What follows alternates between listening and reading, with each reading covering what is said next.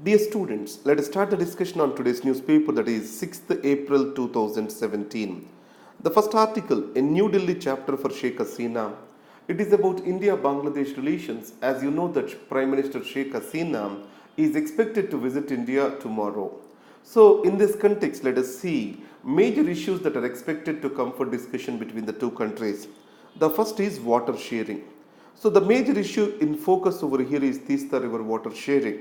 So generally if you see Teesta River water, Barak River and Tipai Muk Dam on Barak River in Manipur, and third is Ganges Water Treaty. These are the major issues between India and Bangladesh. With regard to the Teesta River water, in 1983 there was a ad hoc agreement in which India gets 39%, Bangladesh gets 36%, and the 25% will be decided after the scientific studies. Later, on Bangladesh's request during Manmohan Singh's visit to Bangladesh in 2011, it was revised and the draft was finalized. But however, West Bengal government has opposed to the same and did not move forward. The problem for the Teesta River water issue lies during the independence itself. The catchment areas are under India, and then the Bangladesh is a riparian state, a lower riparian state. So at that point of time, Muslim League has asked for Jalpaiguri and Darjeeling districts to be part of East Pakistan for the reason to have control over the catchment areas of Teesta River.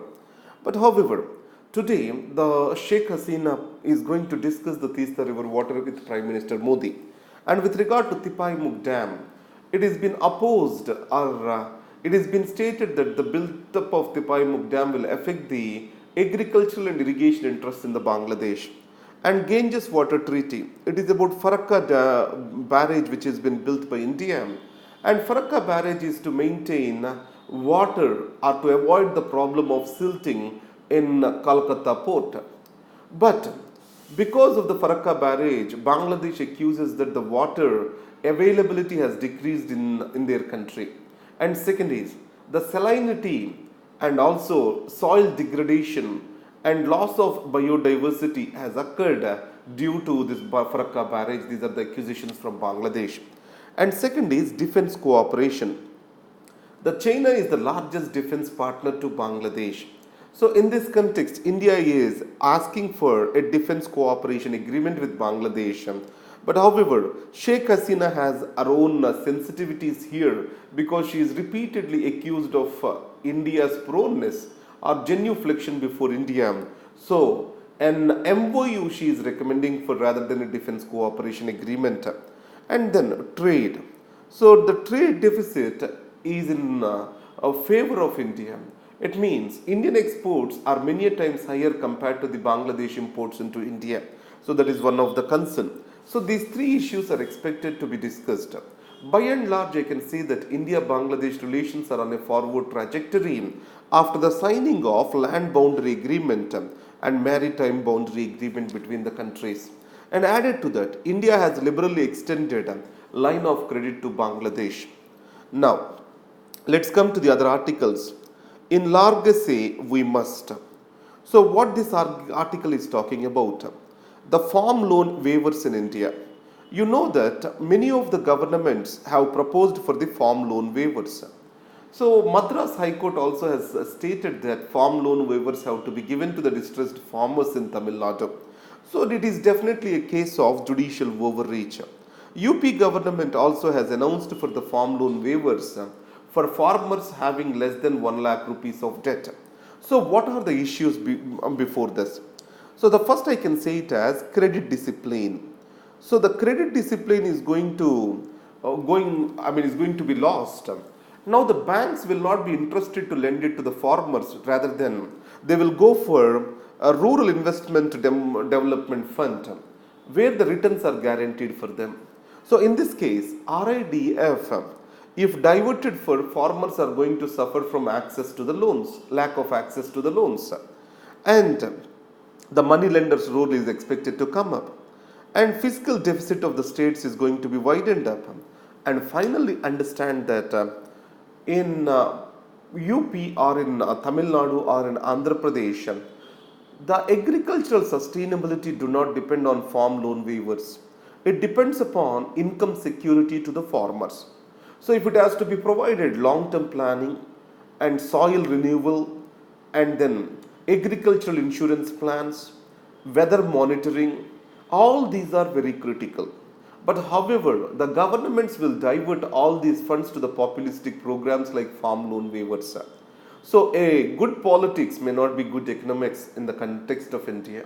So we need to understand that the long-term sustainability of farmers' interest have to be taken into context rather than the short-term gains through farm loan waivers. And next is never-ending tragedy. It is about the Syrian crisis. You know that the Syrian regime, it has used the chemical weapons in Idlib province. So let us understand about this. The Syrian crisis and Syrian regime of Assad, it has got a blank check from Russia. And also the regional politics between Iran and Saudi Arabia has given an cover from Iran to Syria. And second is, the Russia and USA has agreed to dismantle all chemical weapons possessed by Syria. Now, where did the regime got the present chemical weapons from is a major question. So there is a breach of international agreement by the Syria on this matter. And second is, the way forward for closing the Syrian problem is to bring in a calm or else end to the war. So USA, Russia, Iran, Saudi Arabia, all shall come together to put an end to this humanitarian crisis that is believed to have taken away 500,000 of the people's lives. Now, painting it all black, sorry. This article is about demonetization. Why did the demonetization has failed to unearth the black money? So the article says that the very assumption itself is wrong. That is, all the cash possessed by the people is unaccounted money. Most of the people who holds the cash for household needs and also companies hold them as cash in hand for day-to-day operations. Obviously, they are expected to deposit that money in the banks. And second is, most of the money is evaded or else from paying the taxes because of the concessions given. So in India, there are many loopholes in the tax laws, many concessions are being given. Unless these are being addressed, the tax base cannot be improved in India. These are the points which are being spoken over here. Here I want to make just a comment. If you read this article, you feel that there are too many numbers.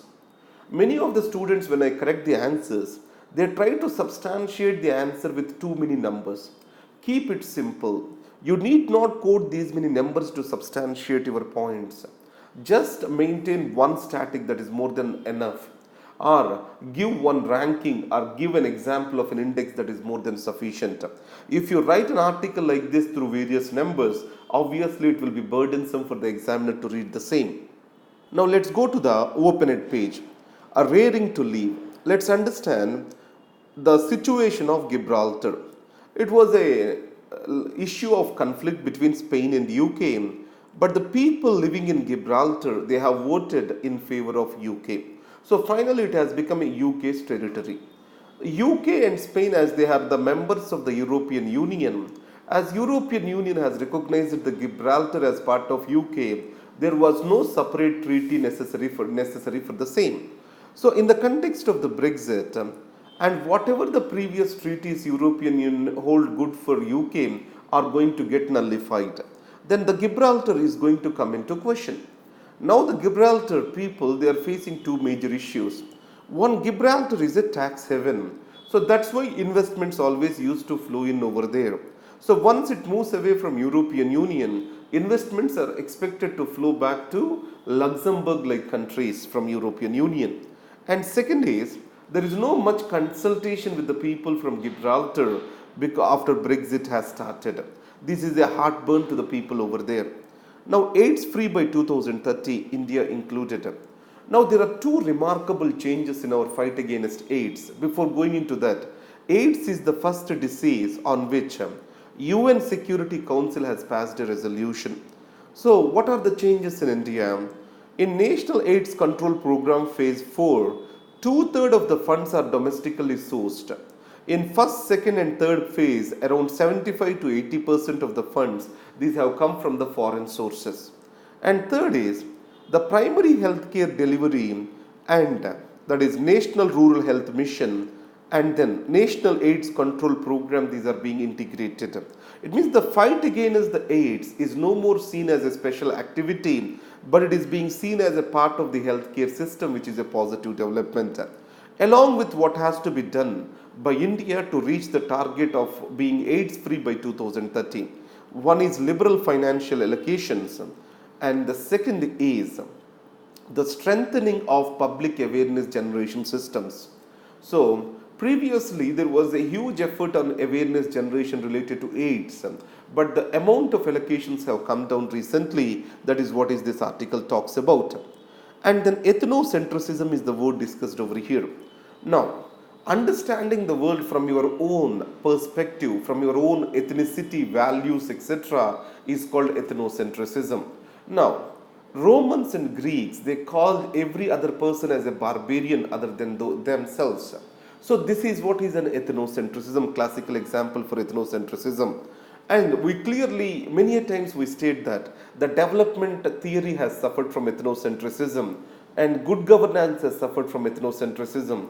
It means it has a bias towards the West on these particular matters. Next is, let's go to the news. The BC Commission said to get the constitutional status. As of now, it is a statutory body. 123rd constitutional bill is pending in the parliament. India asserts a sovereignty over Gilgit-Baltistan. And the most important news is the ties are severely damaged, says China. You know that Dalai Lama has visited Arunachal Pradesh as a spiritual head of the Buddhists. China is trying to see the matter from a political dimension. India has clearly stated that it is a cultural event. So in this context, understand carefully, India-China relations, there is a clear border dispute in which China claims the rights over the Tawang region. So the Shimla Treaty, which was signed between British India and the Tibet region of those days, is not being recognized by the China, because the McMahon Line's legality is not being accepted by China. That is what is the major issue over here. And rail regulator gets green light. You know that Rakesh Mohan committee, Bibek Debrai committee has recommended for the rail regulator to recommend for the prices, to provide for standards in rail safety and the rail improvement, rail services improvement, and also to provide for research and development with regard to railway services. So now Government of India took a decision to constitute the same. It will be an autonomous body. It will have its own independent budget. So this is expected to be constituted soon. Now come to the business world page. Mr. Xi, the president of China, and president of US, Mr. Trump, are expected to meet this month. So in this meeting, the primary issue would be the North Korean issue.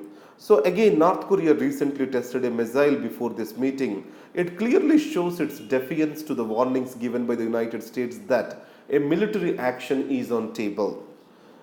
The SME IPO, initial public offer. For the first time, small and medium enterprises IPO has got an attraction from or an investment from FII, foreign institutional investors. So here be careful with one thing. So SME sector, especially its access to capital market is growing, and BSE and NSE have many products for the same. For the first time, Bohra Industries, it has got investments from FIIs. It shows the deepening of financial access to the SME sector, especially from capital market. I have prepared the notes for you. So these notes will be posted as of now in laix.in/civils-prep. So we are developing another platform to make everything seamless for you. Slowly it will be shifted to that particular platform, and the magazine which we are bringing in for you, that will be available at laix.in/testprep. Now, what are the services we are providing over here? That is, every week 4 questions, 3 plus 1 essay plus 3 questions that will be corrected for the students on this test prep. and the students are going to pay just to the examiner who is going to correct that. And second is, a magazine soft copy will be available to you on laix.in test prep. Third is, a video will be provided to the students on how they wrote the answer on a detailed analysis, and a Skype one-to-one call will be done with the students on that particular issue, one call per month. So these are the conditionalities for the same. So this particular small test series is available in laix.in/test prep. Why we are not taking up the test series, why we are going for this long program? The reason is, test series will help you only when you know how to write an answer. Writing an answer has to be nurtured. That is what is the objective of this test prep website. So nurturing of writing of an answer. So we will be taking only 100 students onto that, and 3 teachers will be dedicatedly working on this particular 100 students as a trial model, because we want to systematize it at a later date. And we're also developing a typing platform where if you type the answer, then we can take or integrate with certain grammar correction websites, so that we can understand your habitual mistakes while taking up or while writing the answer. So that will come at a later date. For time being, this is what we are offering for you. Thank you very much. All the best.